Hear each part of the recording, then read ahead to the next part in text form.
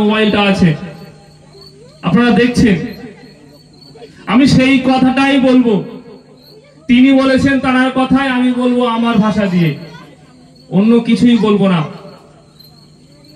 কারণ বাংলায় যদি এখন একমাত্র বিধায়ক থাকে সেই নওশাদ সিদ্দিকী, যিনি আছেন 294 মধ্যে একমাত্র বিরোধী দলনেতা, বিরোধী নেতা। 293টা বিধানসভায় বিধায়ক আছেন। যদি আমি খাতা খুলে দেখি তাহলে সব এক ধরনের, সব এক লাইনের, শুধুমাত্র একটা বিধায়ক ব্যতিক্রমী। গত 21-এ আমরা আমডাঙ্গায় ভোট দিয়েছিলাম, আমরা আমডাঙ্গায় প্রার্থী দিয়েছিলাম, আপনারা ভোট দিয়েছেন, কেউ দেননি, কেউ দিয়েছিলেন, আমরা জিততে পারিনি। কিন্তু আমরা আমডাঙ্গা থেকে বেরিয়ে যাইনি। আমি ছোট ছোট দু একটা আলোচনা রাখবো, আগোছালো হবে, টাইম বেশি নয়। আমাদের অনেক বক্তা আছে, আমাদের সুমধুর বক্তা জুলফিকার হয়তো আছেনি, তিনি বলবেন। আমি এত সুমধুর বলতে পারি না, কিন্তু কয়েকটা বিষয় বলবো আপনাকে বোঝানোর জন্য আমার পক্ষ থেকে।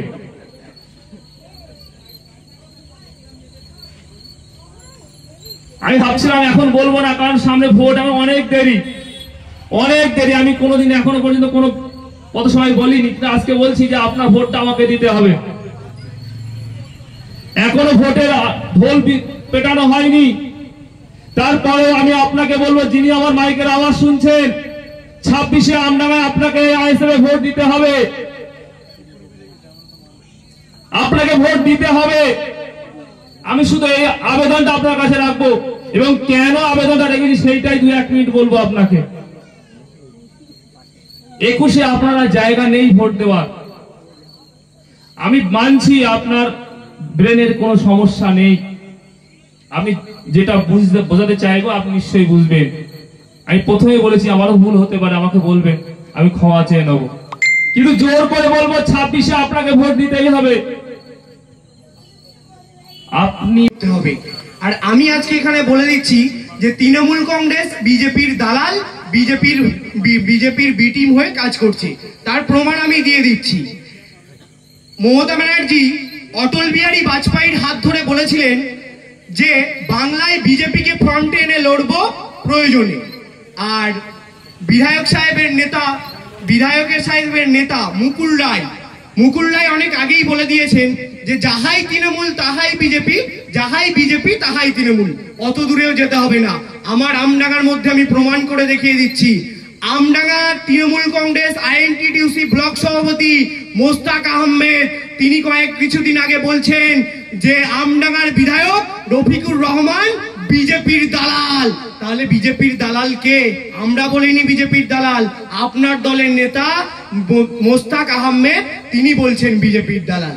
আর আপনি আরেকটা কথা বলছেন যে আইএসএফ বিজেপির দালালি করছে, বিজেপিকে সুবিধা করে দিচ্ছে আইএসএফ মুসলিম ভোট কেটে। আমি আপনাকে একটা কথা বলতে চাই যে 2021 সালে আইএসএফ যে কটা বিধানসভাতে প্রার্থী দিয়েছে, সেই কোনো বিধানসভাতে দেখাতে পারবেন যে সেই বিধানসভাতে বিজেপি ক্ষমতায় এসছে? কিন্তু আপনি দেখাতে পারবেন না।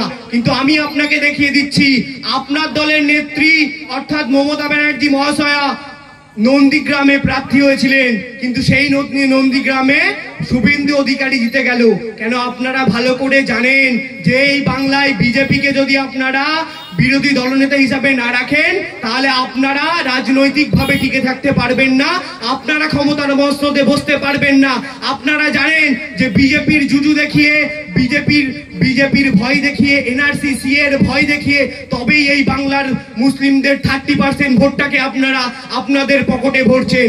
আমি আপনাকে আরেকটা কথা বলে দিতে চাই যে আগামী 2026-এ ইন্ডিয়ান সেকুলার ফ্রন্টের চেয়ারম্যান বলে দিয়েছেন পীরজাদা নওশাদ সিদ্দিকী যে আমরা যে কটা বিধানসভাতে প্রার্থী দেব, সেই বিধানসভাতে যদি বিজেপি ক্ষমতায় আসে তবে তার দায়ভার।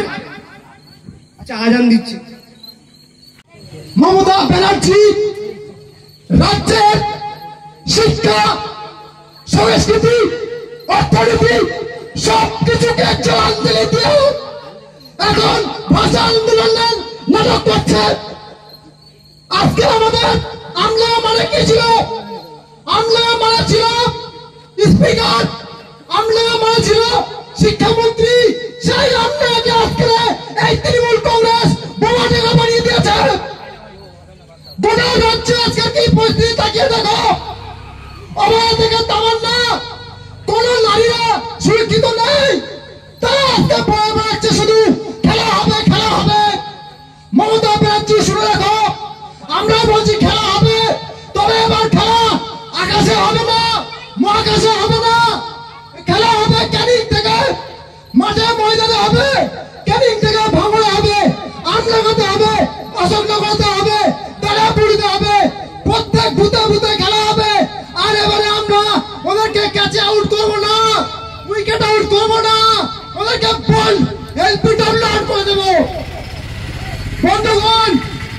রাজ্যের যে করোনা অবস্থা, আপনাদেরকে বলছি ভয় পাবেন না। মমতা ব্যানার্জির পুলিশকে ভয় পাবেন না। সমস্ত ভয়কে যারা অপেক্ষা করে আমাদের এখানে এসেছেন তাদেরকে সবাইকে সংগ্রামী অভিনন্দন জানাচ্ছি। সাথে সাথে বলতে চাই, মমতা ব্যানার্জির আমরা সবাই একত্রিত হয়ে কালীঘাটের টালির ছেলেকে আমরা না দেবো, ও ছত্রভঙ্গ হয়ে যাবে। আর মমতা ব্যানার্জির ওই নীল সাদা আঁচলের পার এত লম্বা হয়ে যায়নি, যত দুর্নীতিবাজ, টেন্ডারবাজ, মাফিয়াবাজ, দর্শক সবাইকে নিরাপত্তা দেবে। তাই বলতে চাই, আর নতুন বাংলা করতে, পশ্চিম বাংলাকে দুর্নীতিমুক্ত করতে নওশাদ সিদ্দিকীর হাতকে শক্ত করুন এবং আইএসএফের ঝান্ডা ধরুন। সাথে সাথে একটা কথা বলতে চাই যারা নরেন্দ্র